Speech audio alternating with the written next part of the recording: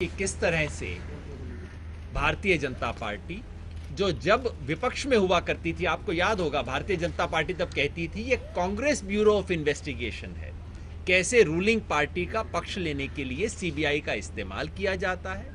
और भारतीय जनता पार्टी कहते नहीं थकती थी कि जब हम सत्ता में होंगे हम बिल्कुल निष्पक्ष बनाएंगे, इंडिपेंडेंट बनाएंगे। उसकी कैसी निष्पक्षता और इंडिपेंडेंस है श्री अमित शाह के केस में, उसके बारे में आशीष भाई हमें बताएं। आप बीच में आ जाए।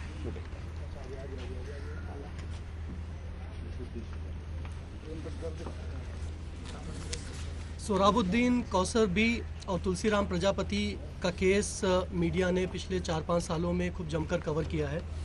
उसके फैक्ट्स में ज़्यादा ना जाते हुए मैं ये बताना चाहूँगा कि सीबीआई ने जब सुप्रीम कोर्ट की निगरानी में इसकी जांच शुरू करी तो सबसे पहली चार्जशीट में उन्होंने अमित शाह को एक्यूज़ बनाया और ये बताया कि अमित शाह पूरे मामले के प्राइम कॉन्स्पिरेटर थे।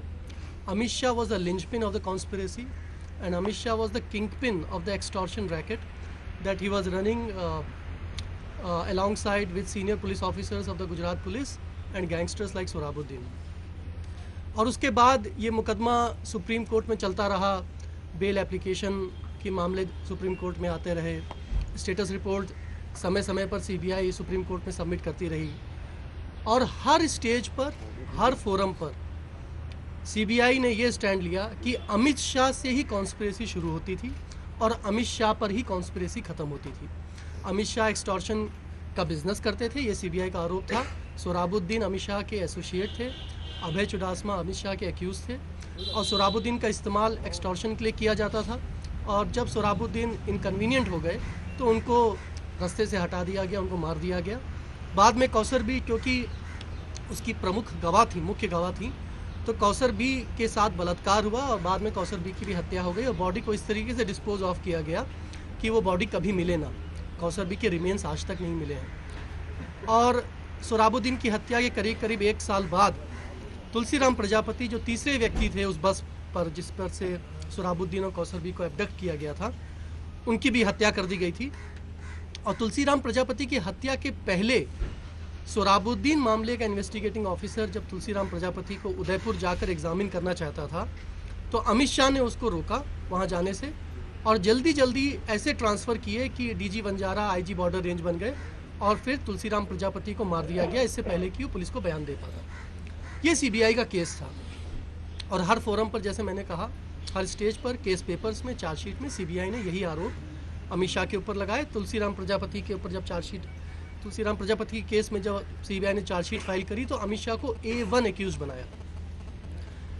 कुछ महीने पहले बीजेपी सरकार आने के बाद अमित शाह जी ने एक लंबी चौड़ी करीब 150 पन्ने की डिस्चार्ज एप्लीकेशन बॉम्बे की अदालत में सबमिट करी। आपको पता था कि सुप्रीम कोर्ट ने ये मुकदमा गुजरात में ना चलाकर बॉम्बे में ट्रांसफ़र कर दिया था, क्योंकि ये सुप्रीम कोर्ट का मानना था कि गुजरात में इसका निष्पक्ष तरीके से, इंडिपेंडेंट तरीके से ट्रायल नहीं हो पाएगा। विटनेसेस को डराना, धमकाना, एबडक्ट करने की ऐसी बहुत सारी घटनाएं इस इन्वेस्टिगेशन के दौरान हुई थी और ये भी सीबीआई ने कहा था कि ये सब भी अमित शाह के कहने पर हो रहा था। विटनेसेस को डराने की तमाम कोशिशें, एविडेंस को डिस्ट्रॉय करने की कोशिश। तो बम्बई की स्पेशल विशेष सीबीआई की अदालत में अमित शाह ने एक डिस्चार्ज एप्लीकेशन फाइल करी। इस महीने, दिसंबर के महीने के पहले हफ्ते और दूसरे हफ्ते में एक battery of lawyers Amit Shah की तरफ से आए और कोर्ट में उन्होंने 3 दिन तक लगातार आर्ग्यूमेंट किया कि अमित शाह के ऊपर कोई मामला नहीं बनता है और इस स्टेज पर ही, यानी कि ट्रायल शुरू होने से पहले ही, यानी कि चार्जेस फ्रेम होने से पहले ही अमित शाह के ऊपर ये मामला खारिज कर दिया जाए और अमित शाह को बिल्कुल बरी कर दिया जाए। उम्मीद एक निष्पक्ष एजेंसी से ये की जाती कि सीबीआई भी उसी तरीके से अपना पक्ष रखेगी। सीबीआई मजबूती से अमित शाह के ऊपर सारे जो सबूत हैं कोर्ट के सामने रखेगी। सीबीआई बड़ी मजबूती से एक मजबूत लॉयर लेकर आएगी, एक स्पेशल पब्लिक प्रोसिक्यूटर लेकर आएगी और अगर अमित शाह के वकीलों ने 3 दिन आर्ग्यू किया है तो सीबीआई अगर 4 दिन नहीं तो कम से कम सीबीआई भी 3 दिन इस मामले को आर्ग्यू करती। सारा बॉडी ऑफ एविडेंस जो उनके पास है वो कोर्ट के सामने रखती, गवाहों की सूची कोर्ट को देती और बताती कि किस तरह के सबूत हैं और जैसे अभी तक सीबीआई कहती रही है कि अमित शाह से ही कॉन्स्पिरेसी शुरू होती है, अमित शाह पर ही कॉन्स्पिरेसी खत्म होती है, अमित शाह किंगपिन है, अमित शाह लिंचपिन है, ये सारी बातें कहती, लेकिन ऐसा बिल्कुल नहीं हुआ। सिर्फ 15 मिनट सीबीआई के एक छोटे से वकील आए, उन्होंने केस को आर्ग्यू किया। उन्होंने सिर्फ मोटी मोटी एक बात ये रखी कि देखिए ये मामले की अभी मामला शुरू भी नहीं हुआ है कोर्ट में, विटनेसेस की सत्यता, एविडेंस की सत्यता की जांच ट्रायल के दौरान ही हो सकती है, ये वो स्टेज नहीं है, तो इसलिए अमित शाह के ऊपर मुकदमा चलाया जाए। लेकिन जो बातें पुख्ता रूप से अभी तक सीबीआई कहती रही थी पिछले 5-6 सालों से, सुप्रीम कोर्ट में और निचली अदालतों में भी, उन्होंने एक भी बात कोर्ट के सामने नहीं रखी। 15 मिनट आर्ग्यू किया, स्पेशल पब्लिक प्रोसिक्यूटर आज तक अपॉइंट नहीं हुआ। अमित शाह का जो रोल था तीनों मर्डर केसेस में वो नहीं रखा गया। अमित शाह का जो रोल था एक्सटॉर्शन रैकेट में वो नहीं रखा गया। ये नहीं बताया गया कि अमित शाह प्राइम एक्यूज्ड हैं। अमित शाह को ऐसे पेश किया गया कि जैसे बाकी बहुत सारे हवलदार भी इस मामले में एक्यूज हैं, छोटे मोटे पुलिस अधिकारी भी एक्यूज हैं, बड़े अधिकारी भी एक्यूज हैं, उसी तरीके से अमित शाह को भी एक एक्यूज बनाया गया।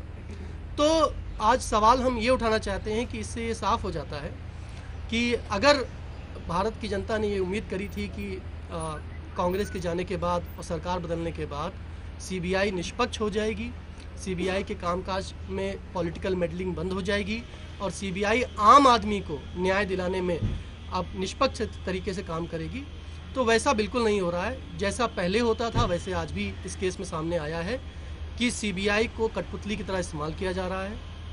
सत्ताधारी दल अपने नेताओं को बचाने के लिए सीबीआई का मिसयूज़ कर रहे हैं। तो बड़ा ही गंभीर मामला है। सीबीआई का जो यूटर्न है, सीबीआई ने जो लिम्प तरीके से, एक बहुत ही कमज़ोर तरीके से अपना केस रखा, बल्कि रखा ही नहीं, ये एक बहुत गंभीर प्रश्न उठाता है कि किस तरीके की कॉन्स्पिरेसी चल रही है, किस तरह का षड्यंत्र चल रहा है अमित शाह को बरी करने के लिए।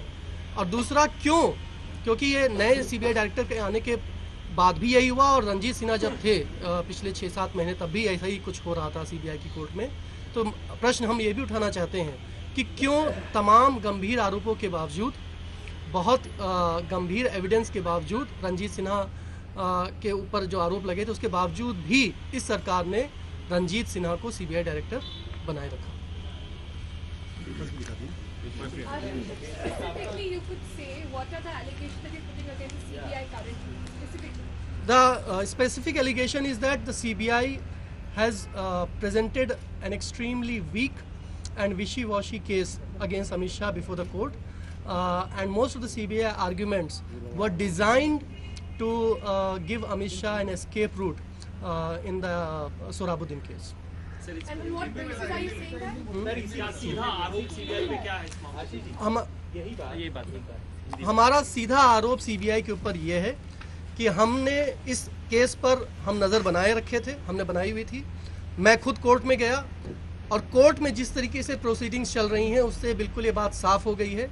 हमारा सीधा आरोप यह है कि सीबीआई ने जानबूझकर इतना कमज़ोर पक्ष रखा है अमित शाह के खिलाफ, जिससे अमित शाह को बरी किया जा सके, अमित शाह को एक एस्केप रूट दिया जा सके, अमित शाह के ऊपर चार्जेस ही फ्रेम ना हो और उनको ट्रायल ही ना फेस करना पड़े, जैसे बाकी अधिकारियों को फेस करना पड़ेगा, बाकी एक्यूज को फेस करना पड़ेगा। सीबीआई की पूरी मंशा ये है कि ऐसे तरीके से अपना वो पक्ष रखें और इस तरीके से अमित शाह के खिलाफ केस रखें कि अमित शाह के ऊपर मुकदमा ही ना चले।